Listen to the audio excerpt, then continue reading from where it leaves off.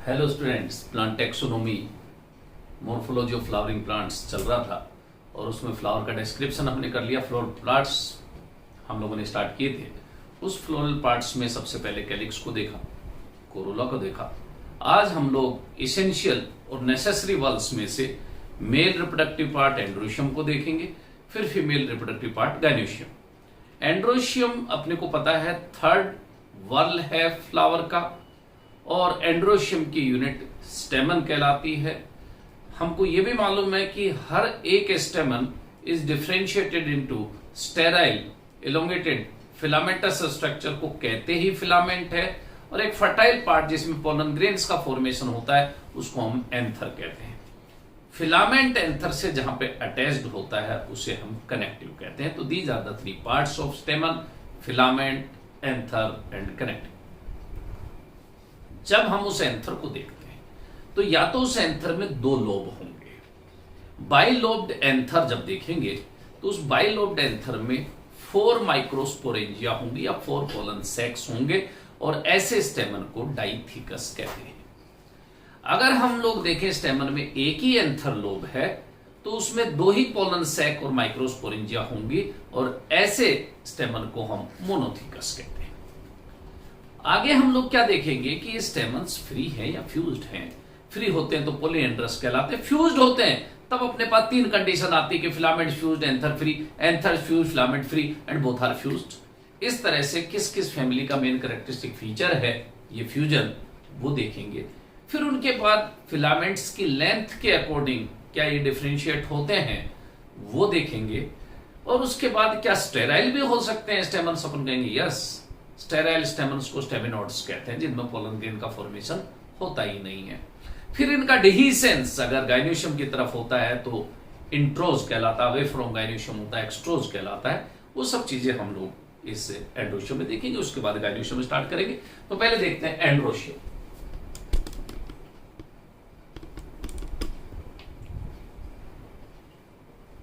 Androecium सबसे पहली चीज, it is a male reproductive part.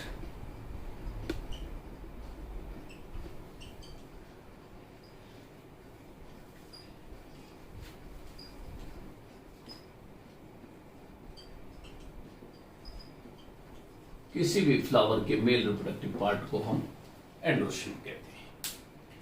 दूसरी बात, कौन सा वर्ल है? It is third whorl. Usually 4 ही वर्ल होते हैं, उसमें 2 नॉन इसेंशियल या नेसेसरी वर्ल्स थे, और ये एसेंशियल नेसेसरी वर्ल का थर्ड वर्ल ये है। यूनिट ऑफ एंड्रोशियम क्या कहलाता है? स्टेमन कहलाता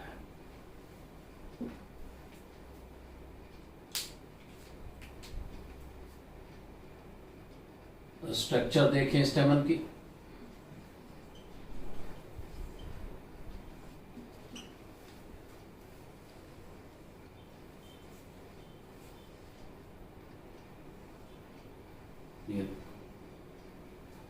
ये एक स्टेमन है, ये स्टेमन का फिलामेंट है, ये इसके एंथर लोब एंथर है, और ये जहां पे कनेक्ट होता है उसे हम कनेक्टिव कहते हैं। These are the 3 parts of स्टेमन।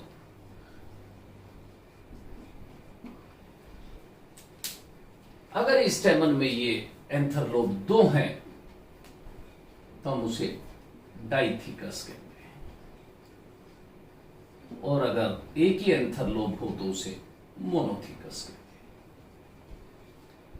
हैं। मोस्टली आप लोग देखना स्टेमन्स कैसे होते हैं, डाइथिकस टाइप के होते हैं मोस्टली, और डाइथिकस स्टेमन में 4 माइक्रोस्पोरेंजिया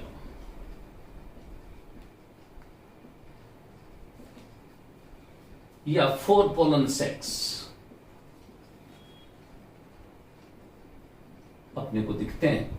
इसलिए ऐसे एंथर को, स्टेमन को टेट्रा स्पोरेंजिएट कहते हैं। टेट्रास्पोरेंजिएट टाइप का होता है, लेकिन जिसमें दो ही माइक्रोस्पोरेंजिया हो, मोनोथिकस कंडीशन, 2 माइक्रोस्पोरेंजिया,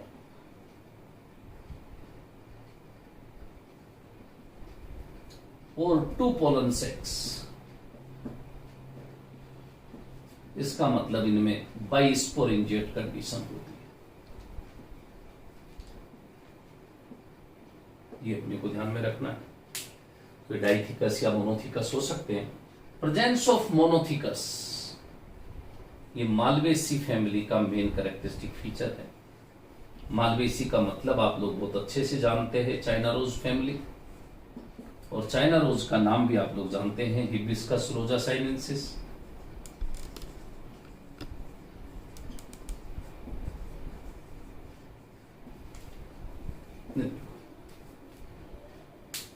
इसके बाद हम लोग देखें कि जो स्टेमन है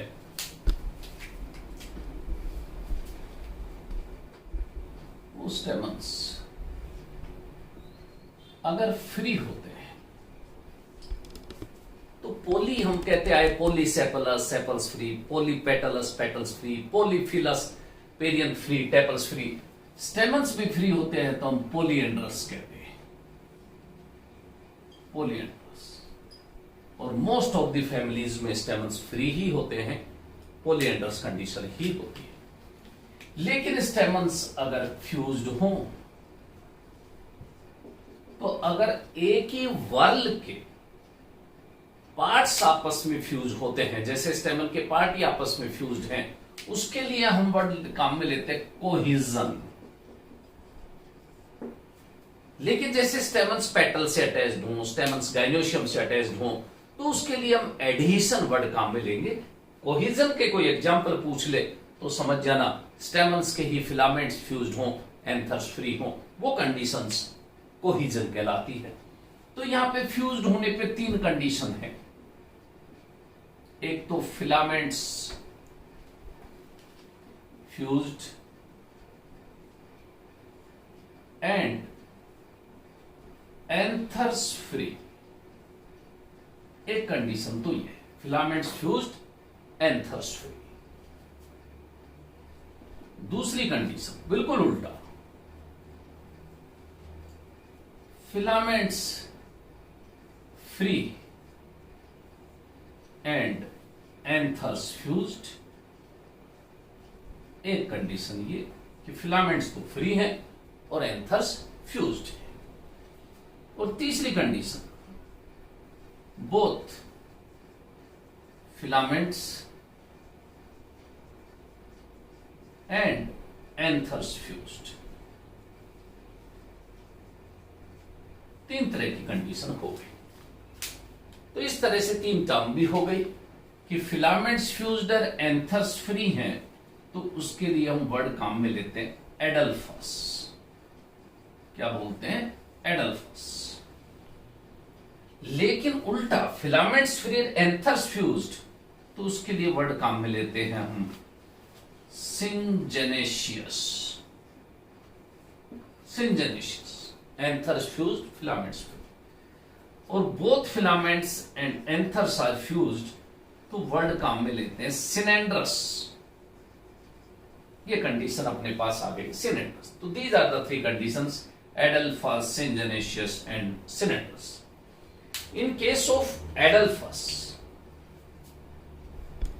if filaments fuse, they form a single bundle. अगर फिलामेंट्स फ्यूज्ड होके एक ही बंडल बनाते हैं, जैसे चाइना रोज में देखते हो आप, एक ट्यूब बनती है जिसको स्टेमिनल ट्यूब कहते हैं हम लोग, स्टेमिनल ट्यूब। तो ये एक बंडल ही है, स्टेमिनल ट्यूब, फिलामेंट्स के फ्यूज्ड होने से बना बंडल है, उसको स्टेमिनल ट्यूब कहते हैं। और ये प्रेजेंस ऑफ सिंगल बंडल और स्टेमिनल ट्यूब, इसके लिए जो टर्म काम में लेते हैं वो कहते हैं मोनो एडल्फस। देखो एडल्फस का मतलब तो बंडल है, एक ही बंडल है, तो वर्ड लग गया मोनो एडल्फस। 2 बंडल बनाते हैं फिलामेंट्स फ्यूज्ड होके, डायएडल्फस। और मोर देन 2 बंडल बनाते हैं तो पॉलीएडल्फस। तो 3 कंडीशन हो गई, एक तो ये रही मोनोएडल्फस, और दूसरी कंडीशन अगर हम लोग कहें कौन सी, डायएडल्फस, तो उसमें कितने बंडल होंगे? Two bundles. तो अगर टू बंडल्स हैं तो वर्ड काम में लेंगे हम डायडल्फस। तो ये दूसरी टाइप हो गई अपने पास डायडल्फस।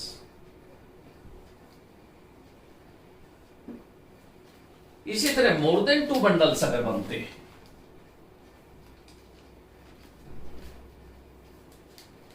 मोर देन टू बंडल्स, तो उसके लिए क्या वर्ड काम में लेंगे हम?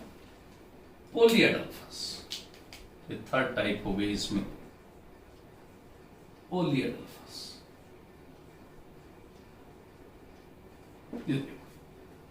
तो इस तरह से फ्यूज्ड होने पे कोहिजन की आप टाइप देखो, सिर्फ हमने कहा एडल्फास, सिंजनेशियस, सिनेंड्रस। बहुत इंपॉर्टेंट चीज इनके एग्जांपल्स हैं कि सिनेंड्रस कंडीशन किस में मिलती है, तो आप तुरंत कहेंगे जितने भी कुकुरबिट्स हैं, कुकुम्बर हैं, खीरा, ककड़ी, लौकी, तुरई, टिंडा, ये सब चीजें जिससे में देखोगे सिनेंड्रस कंडीशन है, तो आप लोग कुकुरबिटेसी फैमिली कहने का मतलब कुकुरबिट्स को याद करेंगे।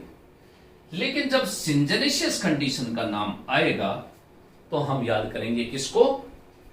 याद रखना कंपोजिटिव फैमिली।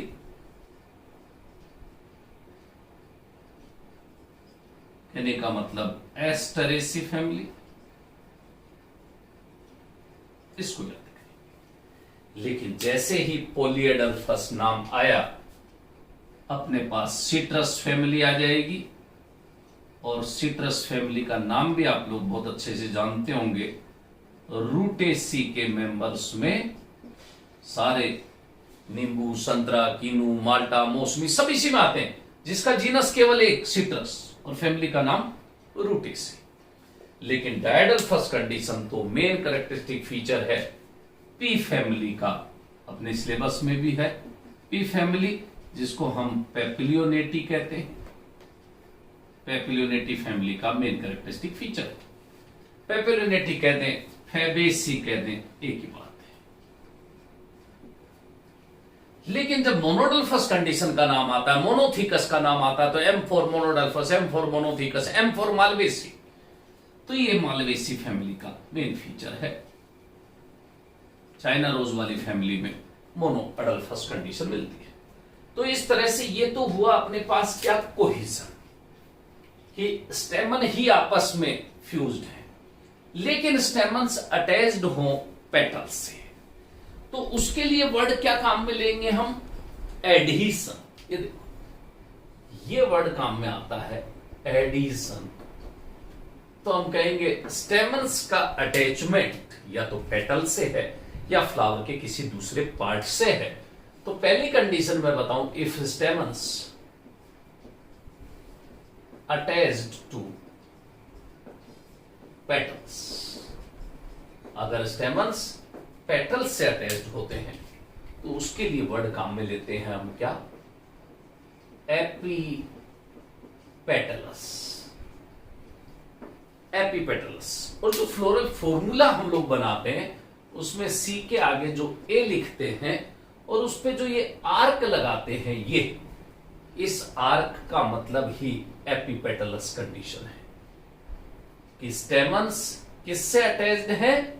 इस कोरोला से, पेटल से अटैच्ड है। तो इस तरह से आर्क का मतलब हमको समझ में आ जाता है। और इस तरह का सोलेनेसी के मेंबर्स में हम लोग देख सकते हैं, पोटैटो फैमिली में इस तरह की कंडीशन होती है। हालांकि चाइना रोज में भी पूरी की पूरी वो स्टेमिनल ट्यूब पेटल से ही अटैच रहती है, वहां पे भी एपीपेटलस कंडीशन है। सोलेनेसी के मेंबर में भी एपीपेटलस कंडीशन है। लेकिन दूसरी condition, stamens attached to tepals, यहां पे पेटल से अटैच था। अगर ये स्टेमन्स अटैच्ड टू टेपल्स, याद करो पेरियंथ की यूनिट को ही तो टेपल कहते हैं। और पेरियंथ किस फैमिली का कैरेक्टरिस्टिक फीचर था? लिलिएसी फैमिली का, अनियन फैमिली का, लिली फैमिली का। और उसके लिए टर्म काम में क्या लेंगे हम? एपीफिलस। एपीफिलस, ये था एपीपेटलस, ये है एपीफिलस। तो इस तरह से एपिफिलस का पाया जाना कौन सी फैमिली का, लिलिएसी फैमिली का कैरेक्टरिस्टिक फीचर है। और ऐसा हम जो फ्लोरल फॉर्मूला देखते हैं तो पेरियंथ को पी से रिप्रेजेंट करते हैं और उसके बाद स्टेमन्स को तो एंड्रोशियम से ए से रिप्रेजेंट करते हैं और इसके ऊपर जो ये आर्क बनाते हैं इसका मतलब एपिफिलस ही है। लेकिन तीसरी कंडीशन और हो सकती है कि अगर stamens attached to stigma of gynoecium,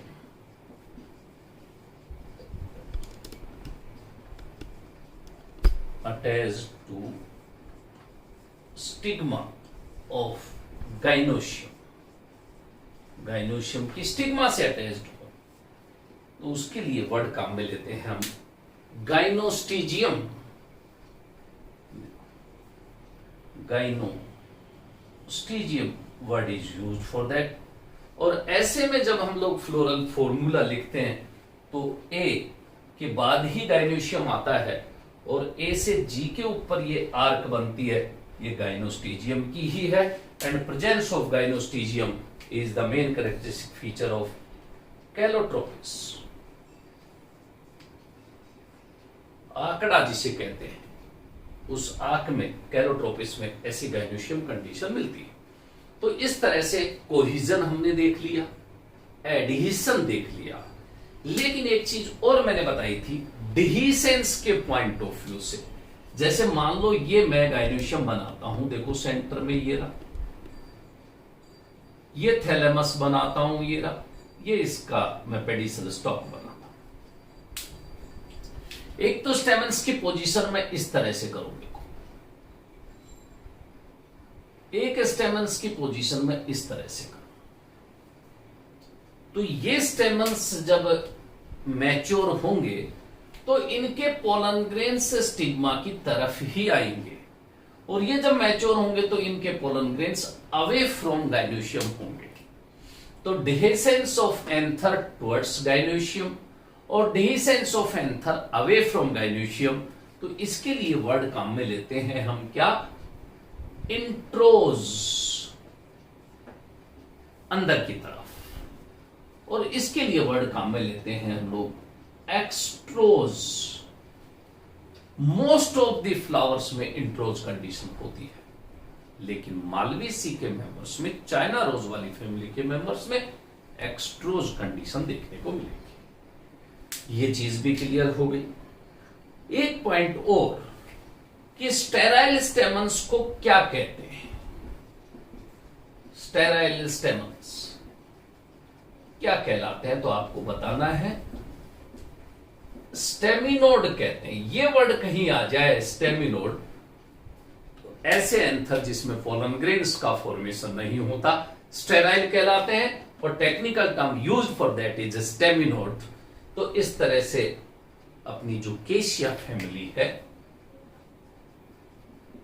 acacia नहीं केशिया, सीजल पिनोइडी फैमिली है, सब फैमिली है लेग्यूमिनोसी की, उस केशिया फैमिली के मेंबर्स में आप स्टेमिनोड भी देखने को मिलेंगे। अब अगर हम कहें कि फिलामेंट्स की साइज के बेस पे कि फिलामेंट्स वेरी करते हो, एक ही फ्लावर के फिलामेंट्स, तो आप लोगों ने टर्म्स देखी होंगी टेट्राडाइनमस, जैसे टेट्राडाइनमस, ये वर्ड आते ही मस्टर्ड फैमिली अपने आप अपने दिमाग में आएगी। कैसे, देखो टेट्रा का मतलब होता है 4 और इस डाई का मतलब होता है 2। इसका मतलब total number of stamens are 6 but they arranged in 2 whorls and outer 2 whorls are, outer 2 stamens are small in size। तो outer 2 means outer wall में 2 स्टेमन है वो स्मॉल है, and inner 4 are large in size. तो इस तरह से आप ए के नीचे 2 + 4 लिखेंगे तो ये कंडीशन टेट्राडाइनमस हो गई कि 4 बड़े 2 छोटे, लेकिन 2 कौन से छोटे, outer 2 are small, inner 4 are large, and presence of tetradynamous condition is the main feature of mustard family. ये मस्टर्ड फैमिली का मेन कैरेक्टरिस्टिक फीचर है, जिसको हम क्रूसीफेरी या ब्रेसिकेसी कहते हैं। इसी तरह डाइडाइनमस कंडीशन, देखो डाइडाइनमस कंडीशन नाम से पता चल रहा है, डाइडाइनमस में भी क्या कि दो तो येरे और दो येरे, तो टोटल स्टेमन्स कितने, 4, 2 बड़े 2 छोटे। तो इस तरह से डाइडाइनमस कंडीशन का पाया जाना ओसीमम फैमिली का मेन कैरेक्टरिस्टिक फीचर है, ओसीमम फैमिली। और ओसीमम फैमिली का नाम कोई पूछे लेबिएटी या लेमिएसी, एक ही बात है, क्योंकि फैमिली के लास्ट में एसी आता है, इस वजह से इसी का दूसरा नाम लेमिएसी भी है। ये क्रूसीफेरी, ये भी हम लोग जानते हैं, क्रूसीफेरी में भी एसी नहीं आ रहा, तो क्रूसीफेरी का ही नया नाम ब्रेसिकेसी है। तो इस तरह से हम लोगों ने आज एंड्रोशियम से रिलेटेड ये सब चीजें देख ली, ठीक है। नेक्स्ट टर्न पे हम लोग गायनोशियम से रिलेटेड चीजें देखेंगे। Thank you.